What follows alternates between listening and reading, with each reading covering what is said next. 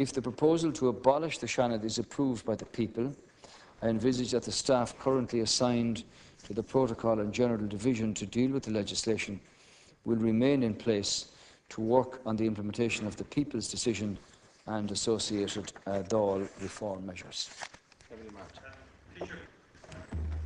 Thank you for your reply, and I think I tabled 3 questions in relation to this issue, and you have indeed made many claims in recent weeks that you believe in being accountable to the Dáil.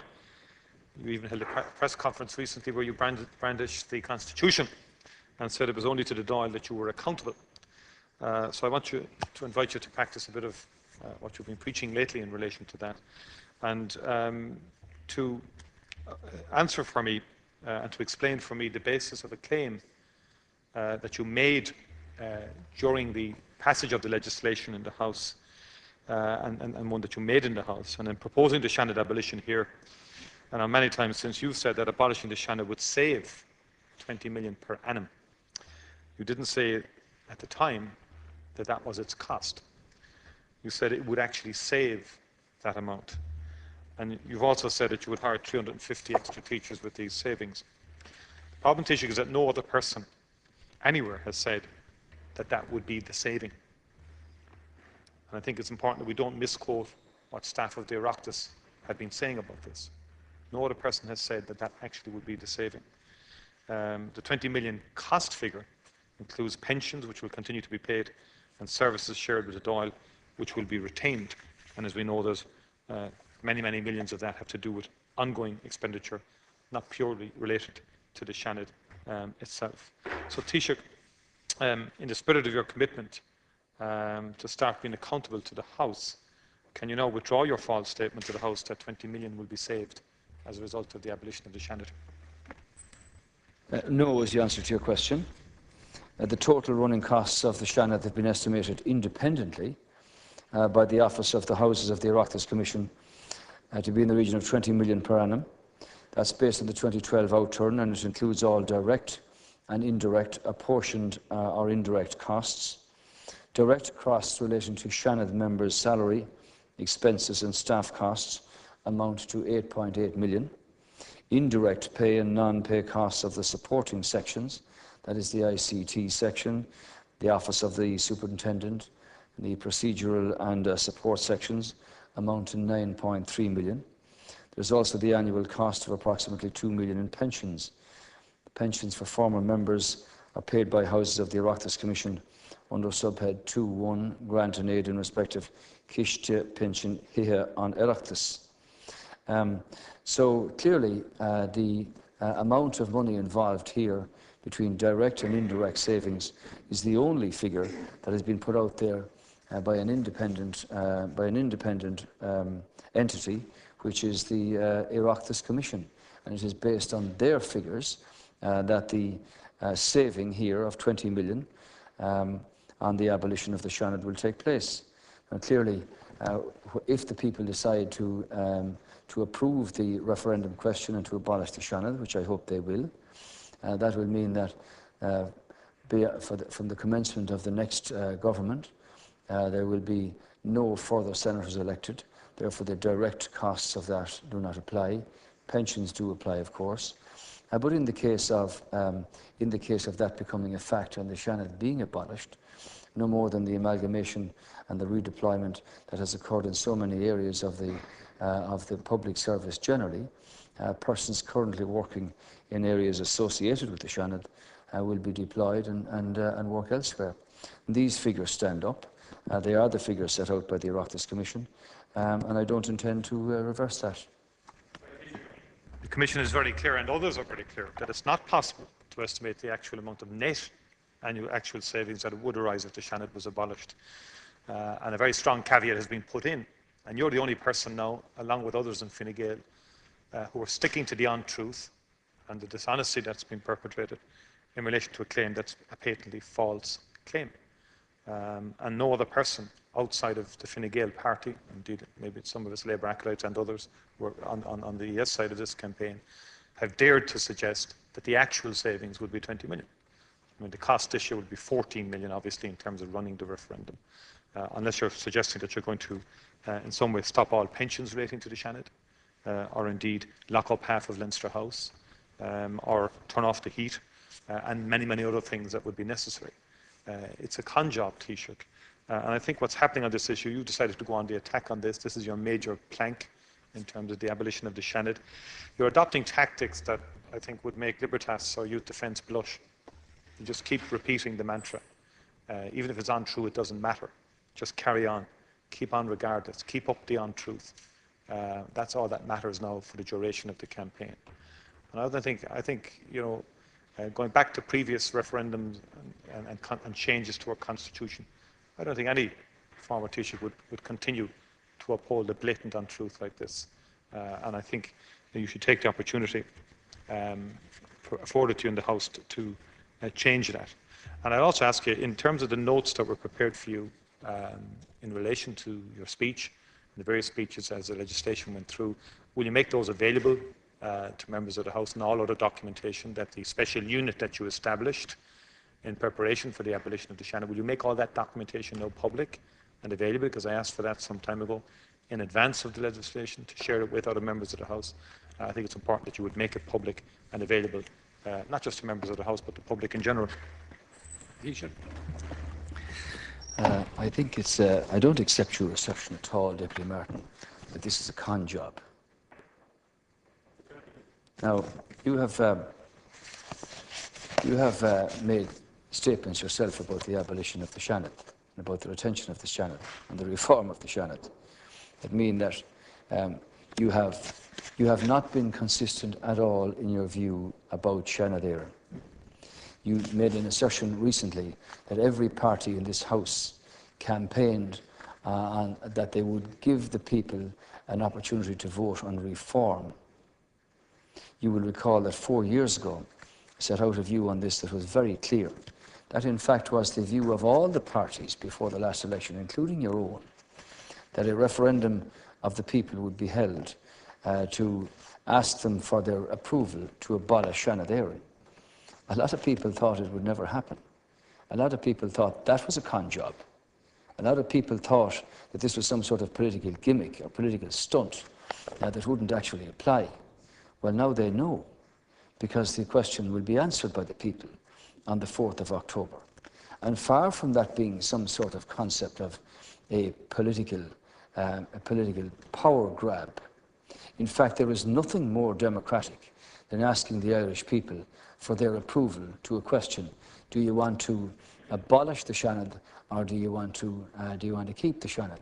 And I hope that they will answer that question very, very strongly. The 20 million is a figure that is not created by any political party or by any particular individual.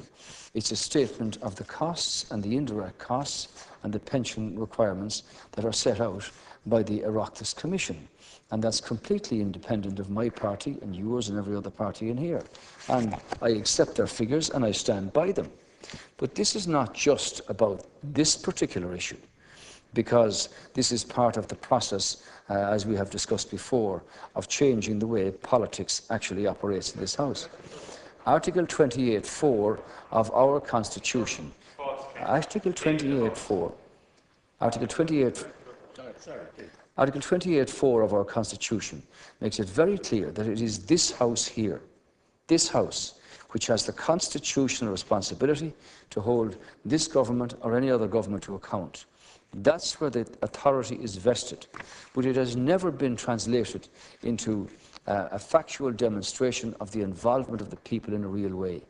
And that's what's going to happen with the changes in the way that this House here, this Dáil Éireann, will be reformed. And that follows on, indeed, reducing the number of deputies, dealing with the questions of ministers' salaries and ministers' pensions, limiting corporate and political donations, regulating lobbying, and the changes that are being introduced to reform the way this House actually operates here. And also, as part of the broader impact of how we interact and engage with the European Union. And central to that, Deputy Martin, will be the demonstrable change in the way that committees are operated and run and that engage with people. I don't accept your view at all of what you say here. The information that you look for, as I understand it, Deputy Martin, is all available under freedom of information anyway. So I don't have a problem in supplying. Yeah, okay, fine. I don't have any difficulty in putting that. I don't have any difficulty in putting that information, making it available on the website of the department. There's nothing to hide in it anyway. And as I said, Deputy, as every minister in every government who has to sponsor a piece of legislation, it is in that department and officials in that department who prepare the proposition, and then the parliamentary draftsmen actually draft the legislation.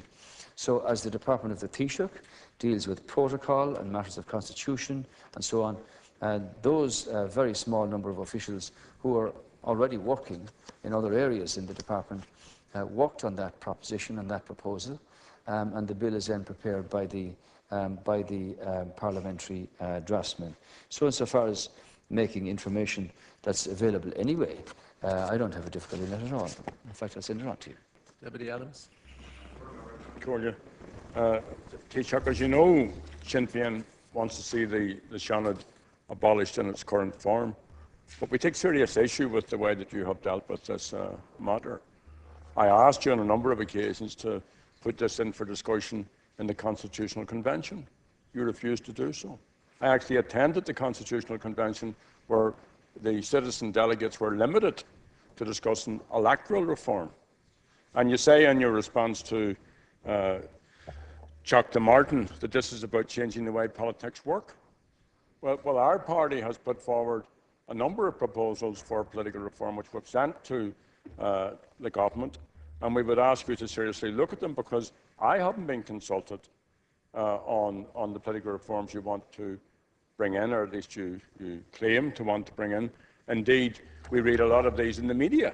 We were promised a number of times, leaders of the opposition, to be brought in, to be talked to be discussed, to be part of this process. That hasn't happened. And we're putting forward proposals to introduce equality proofing for spending priorities, to look at how the Parliament works, how the Executive works, how public bodies work, and also to extend votes in presidential elections to citizens living in the north and to Irish citizens living and working abroad, and to bring into this chamber speaking rights for those who want it for Northern MPs. So there's a whole big pile of stuff that you could easily, first of all, consult us on, and then bring it forward to this chamber. I have to say, I find it hard to take Taoiseach Martin serious in this issue. Since 1970s, there were a total of 12 reports which proposed a reform of the seanad. Not one was implemented, and Taoiseach Martin was there for 14 years. Fianna Fail did nothing to reform the seanad. Indeed, they used it to, in many ways, reward political cronies. In the last election, their manifesto called for the abolition of the seanad. They received a mandate to do that, and now they want to retain it. But look, no Democrat can defend the current situation where a small minority elect the seanad. There's no universal franchise, that some folks have multiple votes, the vast majority of people have no say.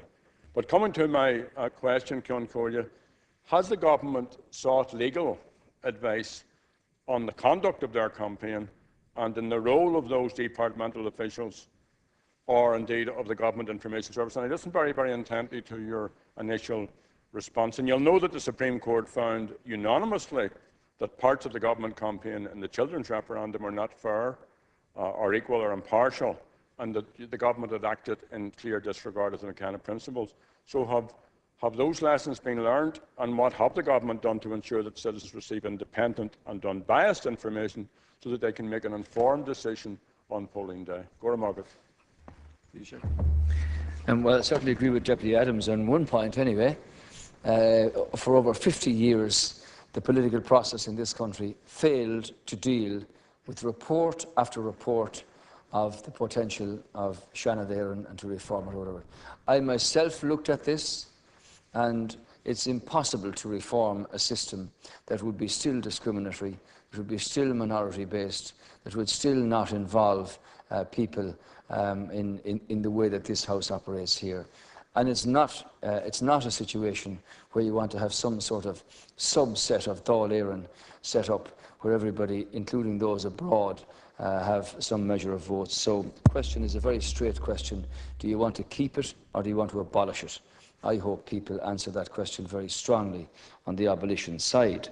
Now, the reason this didn't go before the Constitutional Convention, I've answered it before to you, Deputy Adams.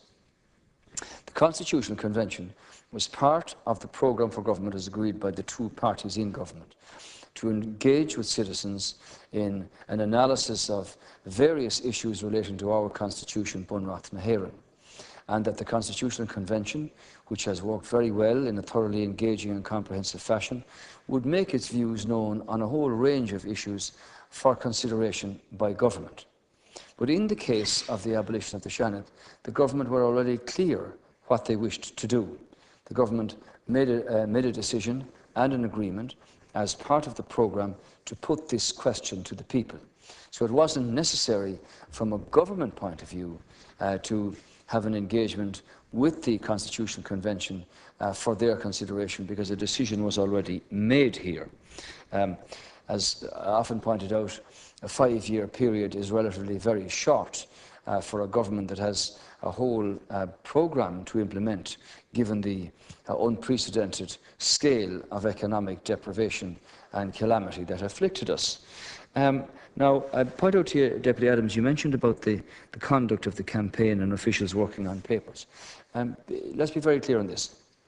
The small unit in the protocol section of the Department of the Taoiseach were charged, 3 of them, with the production and work on the proposal to give effect to the abolition of the seanad. That's very normal for any minister and any department. That's what happens. And when that proposal is worked up, it then goes off to the parliamentary draftsmen or draftspeople, and is then the legislation is then drafted on that basis. So the government here are not running a campaign, because this case was obviously taken to the court arising from the children's referendum, and government clearly obliged immediately in respect of the findings of the court. So there is no government campaign in respect of the abolition of the seanad. The parties in government, members of the parties in government, obviously do campaign. So in that sense, there is not a formal government campaign. It doesn't apply. Government abide fully by the decisions of the court arising from the children's referendum. So as I said in answer to Deputy Martin, the volume of work involved for the very small unit in the Taoiseach's department which worked on the proposal to give effect to the abolition of the seanad, the question being asked, has greatly diminished, because there is no further engagement from that perspective. So there's no government campaign. Therefore, there's no requirement for legal advice in respect of any of that. It doesn't apply. The parties in government, run their own campaign around the country, it's perfectly normal, Deputy Adams, for officials in whatever government department is sponsoring legislation to work on the preparation of the proposal to be put in a referendum. But I might say to you as well that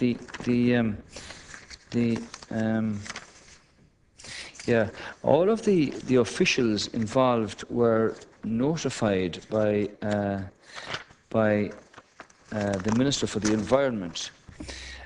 Just to be clear on this, the legal advice from the Office of the Attorney General in respect of the application of the principles of the McKenna judgment apply here. During the referendum, the government has a right and a duty to give information, to clarify situations, or to give explanations and deal with unforeseen matters in emergency. The government is not entitled to expend public monies for the purpose of promoting a campaign for a particular outcome. The McKenna case concerned money specifically voted to the government for the referendum campaign. Neither the McKenna decision nor any other decision determines that departmental resources may not be used by a minister in a referendum campaign. It's still permissible for the civil service, in support of the government's policy and leadership role, to continue to provide information material to ministers in the form of speeches or reports or briefing material, including during the referendum campaign itself. Now, if I go and attend a public meeting dealing with the referendum organised by my own party, I don't have any material supplied to me for that by the persons working in the department, because it's not a departmental meeting, if you like. The civil service, in the instruction that they received, can never go beyond their normal activities to ensure that it never promotes directly or indirectly a particular outcome in a referendum, nor indulges in what might be termed to be partisan propaganda. In the letter which came from the Department of the Taoiseach on the 31st of July, it was also very clear that on no account should civil servants provide support for or participate in party political events connected to the referendum campaign, nor should statements made at party or campaign events be referred to on government websites. So, government resources which are normally available to ministers, such as the government websites, can refer to statements made by members of the government in their ministerial capacity. But any passages in statements that advocate a yes vote, for instance, should be and have to be redacted. And that's consistent with practice in previous referendums. I just want to make the case that the principal officer and the two persons working there just do their job in respect of the normal promotion of the proposal by the sponsoring department and me as the sponsoring minister in this case. And that goes to the Parliamentary Council and they draft the legislation. So it's just to be perfectly clear on that. Deputy Higgins. Collier. Well, Taoiseach, I wouldn't be surprised actually if you needed some of your staff working on the referendum, but particularly to remind you that you are now actually standing for the abolition of the seanad, when for the 30 years that I and a few others, both in here and outside, demanded the end of that undemocratic elitist institution. You were busily working the system to get your cronies in here and to continue the rule, the undemocratic rule of the 1%. And you might lend another member of staff to the leader of Fianna Fail to remind him of what he was saying 2.5 years ago when he was castigating this 75-year-old institution for its ineffectiveness. But now apparently he's championing it continuing. So is it any wonder the people out there are cynical? And can I put it to you that the cost is not the key plank really in this. It is the question of the democratic rights of each and every citizen.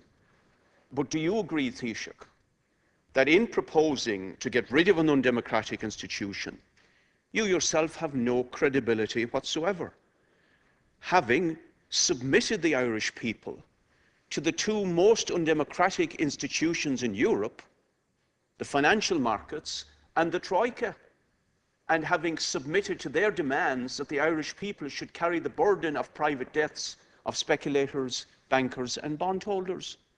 You've submitted the Irish people to all that, this huge undemocratic attack on people's economic rights, on their living standards, etc. And now you stand up as a champion of democracy. So, you know, when I call on people to vote yes, to abolish the undemocratic and elitist institution that is the seanad, the biggest obstacle actually in winning that is the hypocrisy and the lack of credibility of the two government parties that are proposing it. You should. First of all, you make the point about standing for the abolition of the seanad. This is the first time I've really had the opportunity to do something about this. I made it perfectly clear when I spoke about this matter a number of years ago that I would carry out a real in-depth analysis of seanad éireann and all of that. And before the last election, we made it perfectly clear, as all parties did, for abolition of the seanad. We've carried that through now to the question being asked on the 4th of October. I don't speak for the voting records of anybody in the seanad. I've encouraged those who were elected from my own party, obviously, to turn up there, and I've encouraged government members to do so. But I find some of the activities in the seanad certainly have not done public representation in general any justice. I'd make the point to you, Deputy Higgins, that the people did answer the question about the financial markets, and they answered 60-40 very clearly in respect of the Fiscal Stability Treaty, despite the fact that government were dealing with an unprecedented economic situation here. People in Ireland, in the most democratic way of all, by way of secret ballot and a referendum, gave a very strong endorsement of being linked to the euro, of being linked to the European Union, because of the opportunity and the potential that a 500 million market can provide, and because of the way that this country has been transformed over the last 40 years, through all governments indeed, by virtue of the assistance and cooperation and help that we received from the European Union. And as I pointed out earlier, the engagement of the Minister for Finance and the Minister for Public Expenditure with the Troika has brought about a situation where we have been able to honour the contracts which our sovereign country, entered into previously, with some details of that changed because of our concern for those who were in more vulnerable positions than others, and because of a real emphasis of government to use whatever flexibility and assets might be applied for job creation and getting people back to work. That's where the economic salvation of the country is. But I thank you for your clarity about your own particular stance in respect of the abolition of the seanad, and I do hope that on October the 4th the people give a resounding yes to the question that they're being asked. Deputy Martin. Well, these three questions relate to the issue of savings of 20 million and the background to that and the basis upon which you made that claim to the Dáil during the passage of the legislation. And Taoiseach, no matter what way you try and get around it, there is no basis for making the false claim that the abolition of the seanad will save 20 million euros. And indeed, the Commission itself said, and I quote, "It's not possible at this stage to estimate the amount of net actual savings that would arise if the seanad was abolished. While there would be savings relating to salary costs, parliamentary printing, ICT and support costs, there would be substantial increases in the pension costs and redundancy payments." And the Referendum Commission itself has been unable to substantiate or back up in any shape or form the 20 million claim.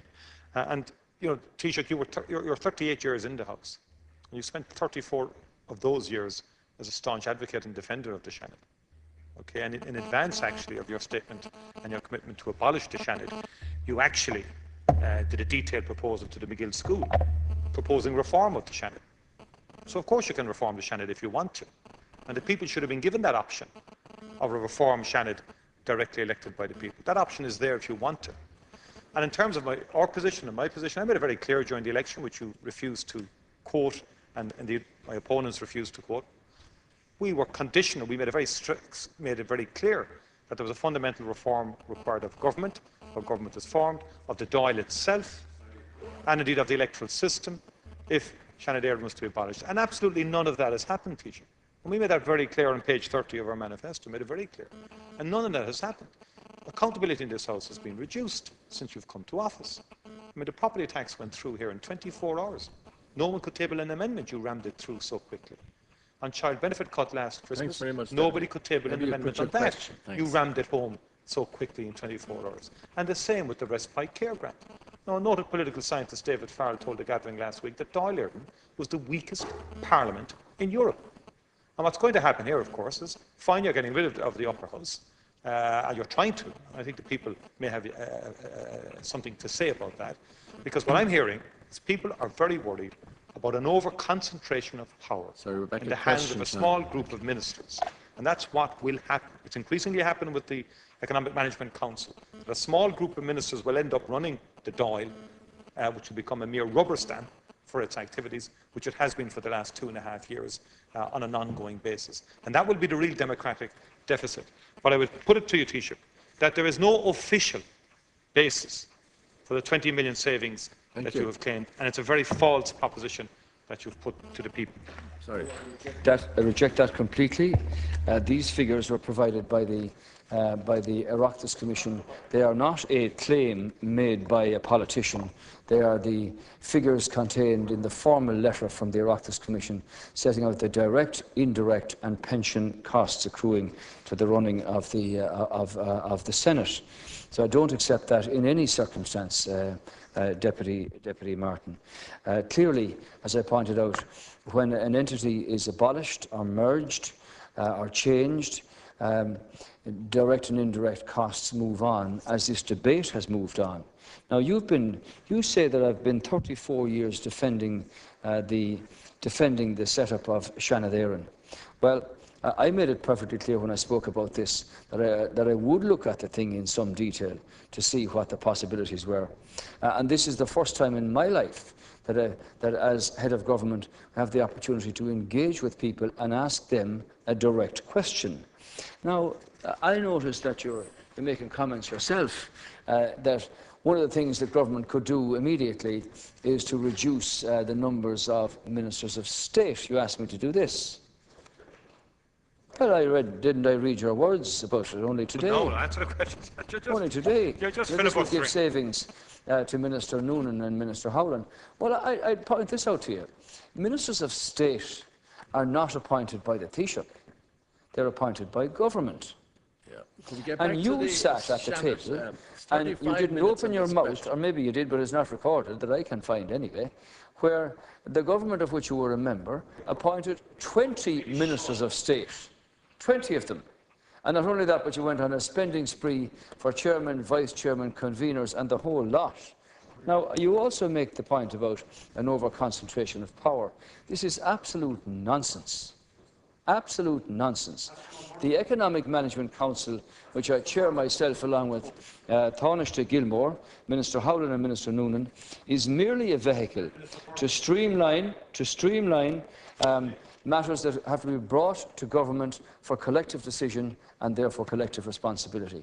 Many years ago, maybe before you came in yourself, if you recall the late Deputy Lynch, the late Deputy Haughey, the late Deputy Colley and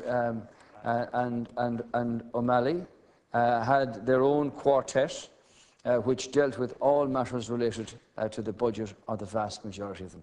So maybe your memory slips a little in that regard, Deputy Martin, I'm not sure. But let me assure you that the Economic Management Council is no concentration of power. Last week you were claiming that we represented the actions of Mussolini. Today you say we represent the antics of Libertas.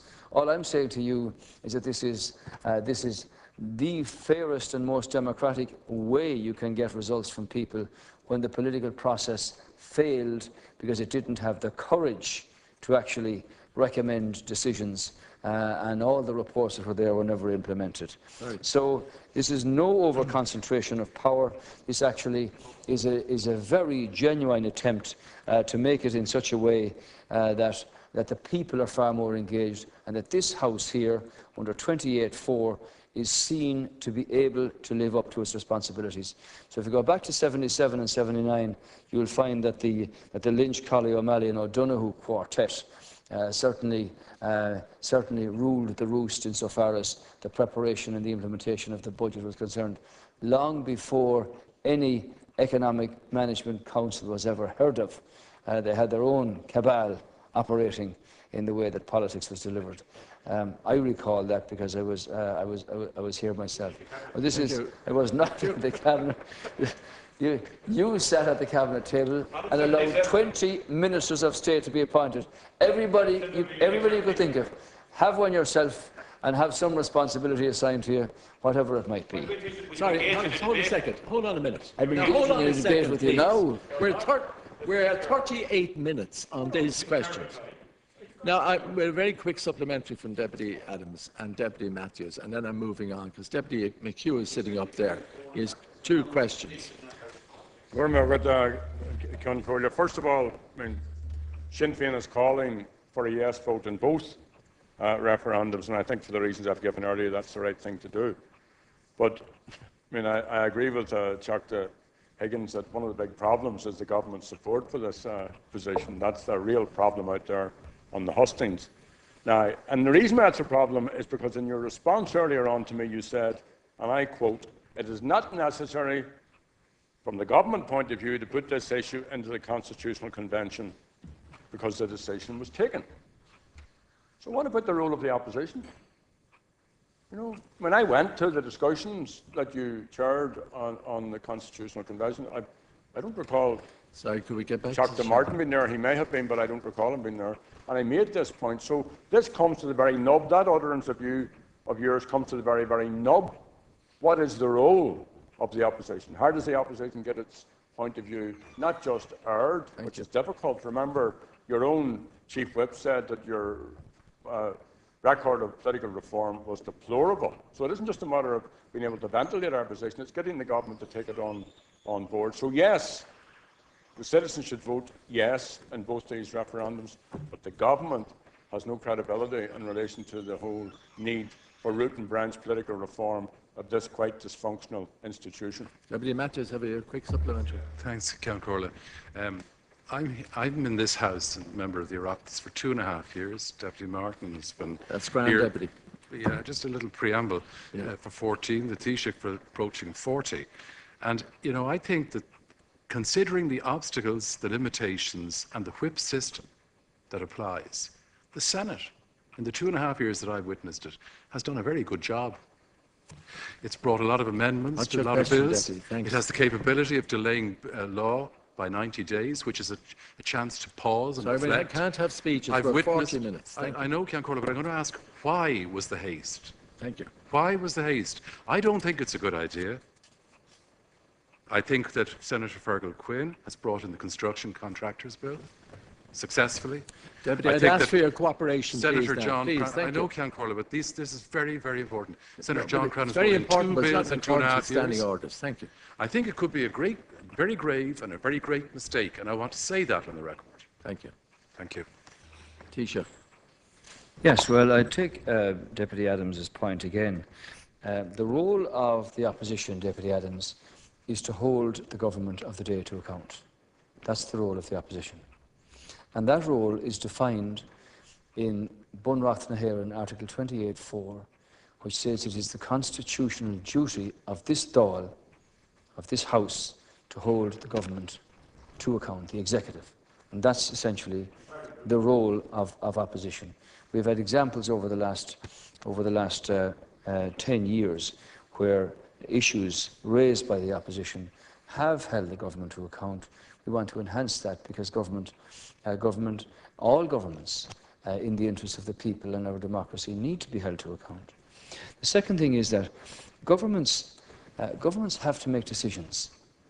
I actually said to, it's no secret, to members of my own party and indeed the cabinet, that for 15 years all you could do was make propositions. But it's a different thing when you have to make decisions and then stand by them. So from that point of view, the Constitutional Convention's responsibility is not to make decisions. Yes, it makes decisions about recommendations, but government have got to decide on the basis of those recommendations what they want to do with them. But I'm saying to you is that if the Constitutional Convention, for instance, were to consider the question of the seanad, and they were to say, yes, hold on to it. Yes, hold on. Yes, hold on. Would government then say, don't agree with that? We're going to have a referendum on this. So in this case, the government was very clear in the views of the parties before the election and in the programme for government and at its government decisions being made, asked the question. No need for a reflection as to what the government's view was on this question. And I commend, obviously, the Constitutional Convention for the way they've gone about their business. I don't accept, Deputy Matthews, your proposition. I don't accept it. The seanad was never, I know you're not, the seanad was never a second house. The seanad was never, it was a break, if you like, on the proceedings of the Dáil. And while it has the right to delay legislation, that's only been used in very, very rare circumstances. My problem My problem, Deputy Matthews, with the seanad is that the founding principles of engagement and representation of civic society and sectors of civic society was never adhered to in Seanad Éireann, because it was hijacked by the political process, including my own party. And that's one of the reasons why the majority of persons that I was able to appoint to the seanad as Taoiseach were completely and utterly independent of politics, and were not asked by me to vote or support on government issues from the day that they were appointed. But that was not always the case. And we've had occasions in the past where services rendered were thanks honoured and appointments made on that basis. But what we want to do in this House with the revamped committee system is to engage with civic society and the sectors of civic society that were left out of the analysis, the preparation, the consideration and the implementation of the laws of our land. Nothing can be more democratic or more fair than that. And that's another reason why we can manage our affairs much more effectively, much more transparently and in a much more accountable fashion without having a second House which doesn't have constitutional responsibility to hold the government to account. That's what the people demand.